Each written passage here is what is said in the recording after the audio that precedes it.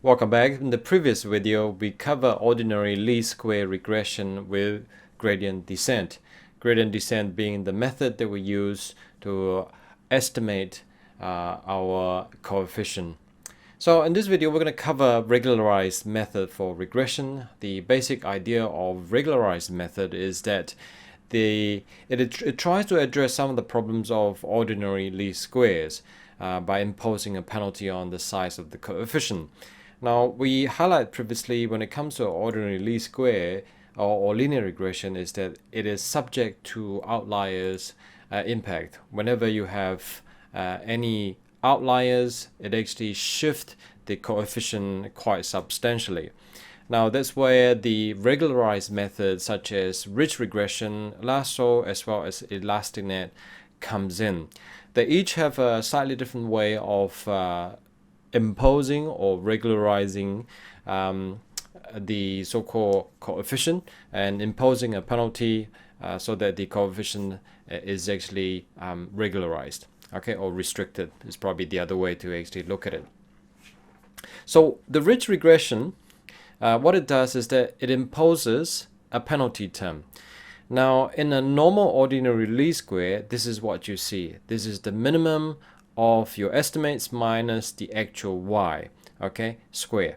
And this portion here is the actual penalty term. Now, in this part, it's trying to minimize the actual residual sum of squares. Okay, so alpha greater than 0 is a complexity parameter. As another term of it is called alpha. That controls the amount of shrinkage. The larger the alpha, the greater the amount of shrinkage, and thus the coefficient become more robust to collinearity. Collinearity meaning the so-called correlation between the actual independent variables itself. Now, ridge regression is an L2 penalized model. It adds the sums of squares of the weight to the least square cost function. So that's really this portion here. Now, this part here is directly from the scikit-learn library. It's really to illustrate a couple of very basic, simple things. It shows the effects of collinearity in the coefficient of an estimator. Now, ridge regression is the estimator used in this example. Each color here represents a single feature of the coefficient vector. Now, this feature is displayed as a function of the regularization parameters. This example basically shows the usefulness of applying ridge regression to a highly ill-conditioned matrices, which is this Hilbert matrix here. For such matrix, a slight change in the target variable can cause huge variation in the calculated weights.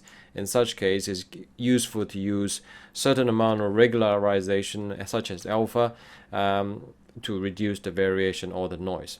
So we'll just run this. I won't go into too much explanation of it. Now, basically, as alpha increases, it increases the so-called regularization. Okay, so when alpha is closer to 0, it is closer to basically a normal linear regression or ordinary least square. Okay, so around here, 10 to the minus of 10, basically it's no penalty. Okay, basically no regularization being imposed here. And you can see that the so-called weight just basically explode. Okay, and it's all over the place. And as you actually start to increase alpha, notice that this is 10 to the minus 10, 10 to the minus 9. So as alpha increases this way, right, as alpha increase, the so-called regularization increase, the so-called coefficient start to stabilize and all converge to 0. Okay, so that's really the weight here. Now, this part here, if you understand how that works, that's great. If not, don't worry about it. Okay, that's really directly from the scikit-learn library. What I want to do now is to actually walk through with you a little bit more about lasso and also elastic, the other two so-called regularization method, before I show you some example, okay, code example that makes it easier to develop the intuition. A lasso regression is basically a linear model that estimates sparse coefficients. Now, mathematically, it consists of a linear model trained with L1 prior as a regularization. The objective function looks like this. this portion here may look very similar to the previous part, and basically it is, with some slight variation. The difference here to the previous ridge regression is this portion here. Okay, the lasso estimates that solve the minimalization of the least square penalty with alpha times the weight added, where alpha is a constant and W absolute 1 is the L1 norm of the parameter vector. Basically, is actually the L1 regularization. Okay, L2 here is basically square. Okay, so that's where the weight is square. L1 basically is the absolute term itself only.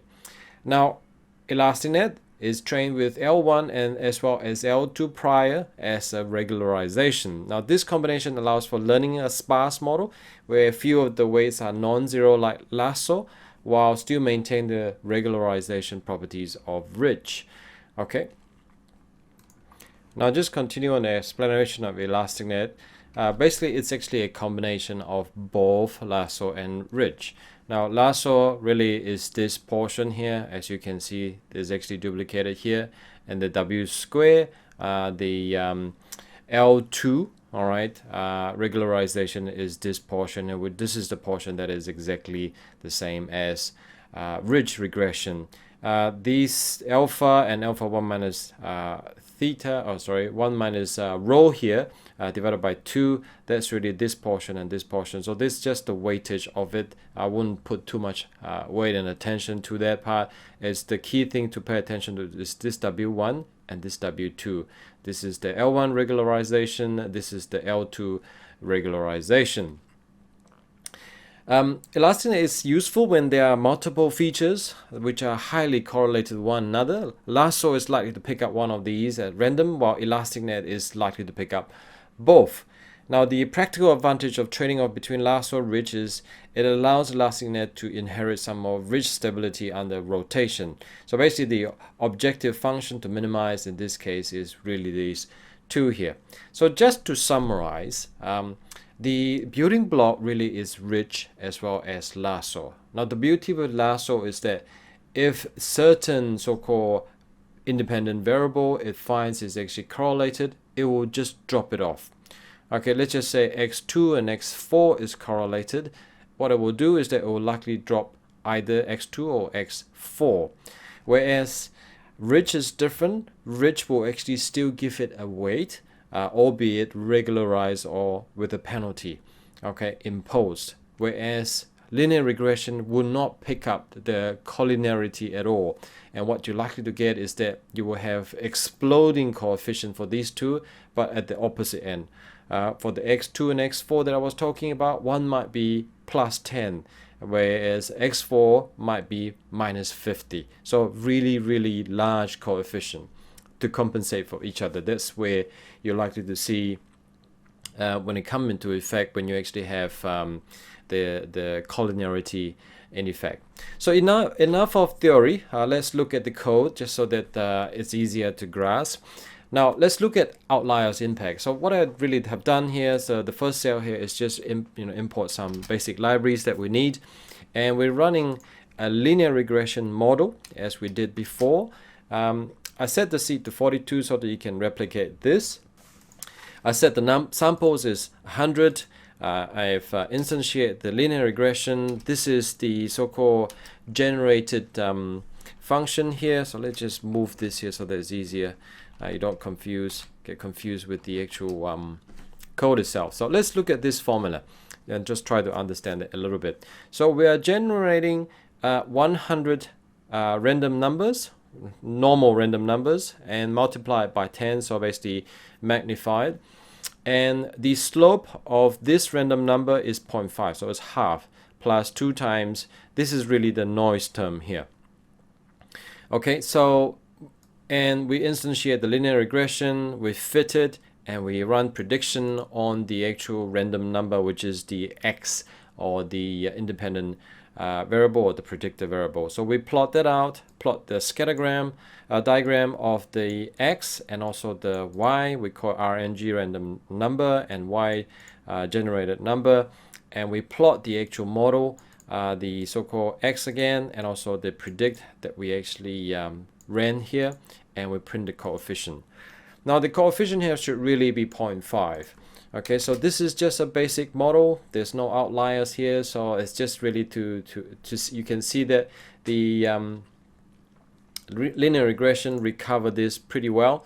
0.5 was the actual number. With only 100 samples, it recovers it pretty well. All right, so okay, what we've done here, okay, in this in the sense of this cell here, is that we try to find the index where the RNG, or the random number, is maximum, which is really this is the largest number in terms of the X. And what we did is that we changed the Y, the corresponding Y right now is around 9, 8, and we impose or replace it with 200, so really large outlier. Okay, so let's just plot it once again, and this time around we're running a linear regression. O here stands for with outlier. We're running a linear regression, but we just normalize the so-called inputs. Okay, and so random number, again the same random number generated. Y really is the Y from earlier, and also running the model predicted, plot the scatter diagram, and then plot our model once again, so and print the coefficient. Okay, here you see this time around the effect of the outlier. Notice this is the outlier that we replace. Okay, and you can see the linear regression being tilted quite substantially, and it wasn't able to recover the coefficient from before. The coefficient from before was 0.5. Because of that outlier, it basically dragged the whole equation upwards. And there's really only one outlier. Can you imagine if there's a few more?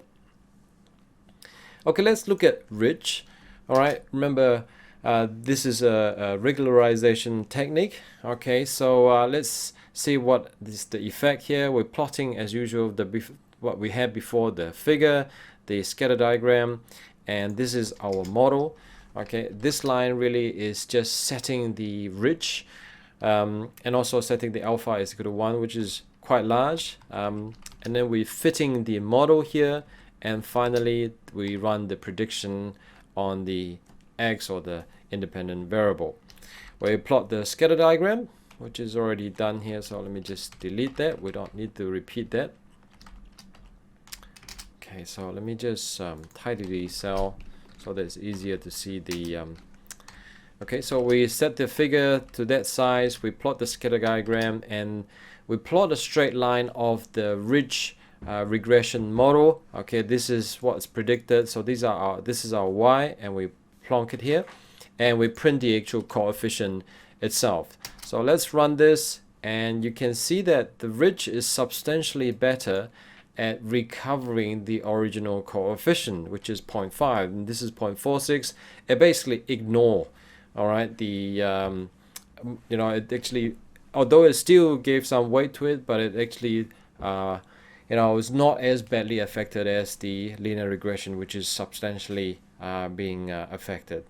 So let's look at lasso. We are basically repeating the whole exercise. Again, we don't need this. Let me just move this down. And okay, so this is lasso, setting the alpha is to 0.4. There's a bit of hyperparameter tuning here. I've already preset it for you. I'll give you as an exercise to try that out a bit later. Again, fit the model, predict the model. By now you can see that the actual steps are pretty straightforward.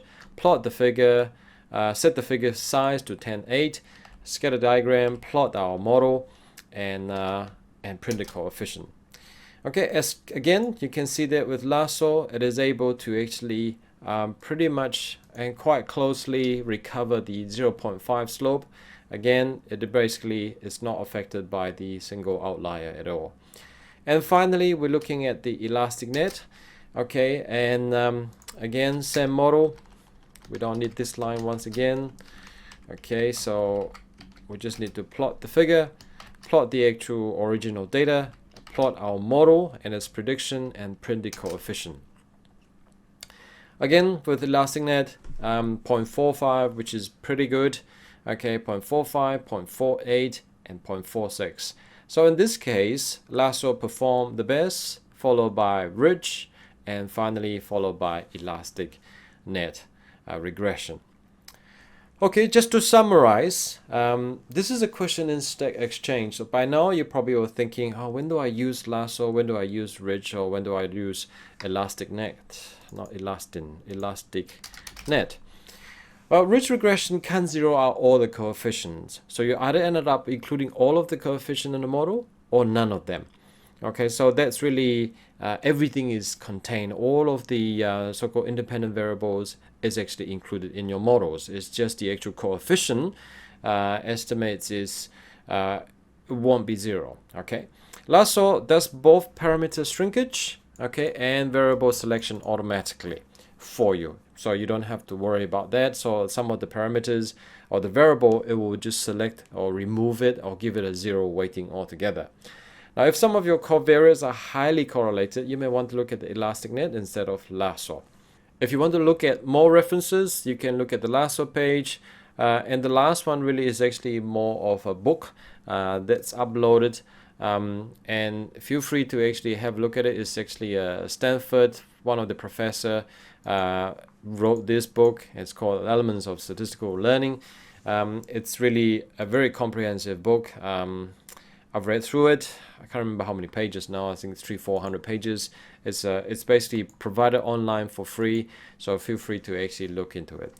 Now, before we close this off, I'd like you to pause the video, all right? And this time around, okay, try to actually do this simple exercise.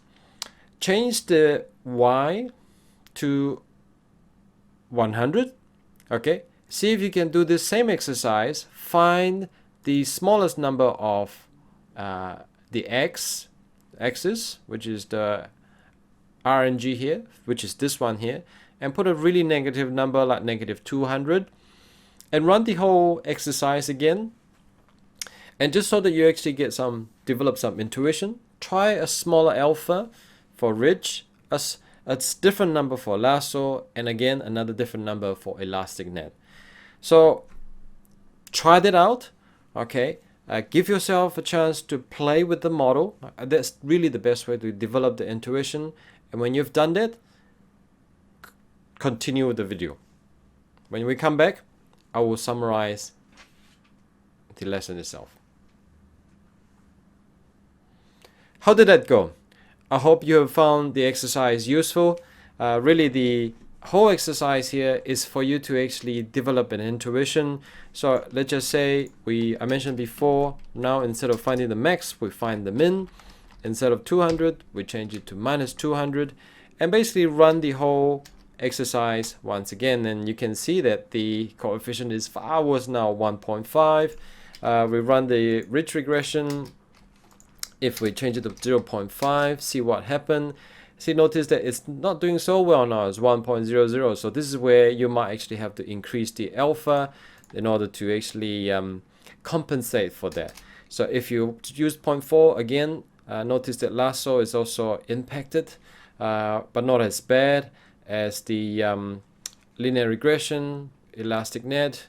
Let's just say we leave everything the same. Okay, elastic net did the best at 0.74 in this situation. So there's no one size fit all. Sometimes ridge does better, sometimes lasso better, sometimes elastic net. So that's really the morale of the story, is that two things. One is that outlier really have a great impact on your model. Two is that you do need to tune your algorithm to find what works best. All right, so with that, I'm going to end this video. I hope you found that useful. In the next video, we're going to go into polynomial regression.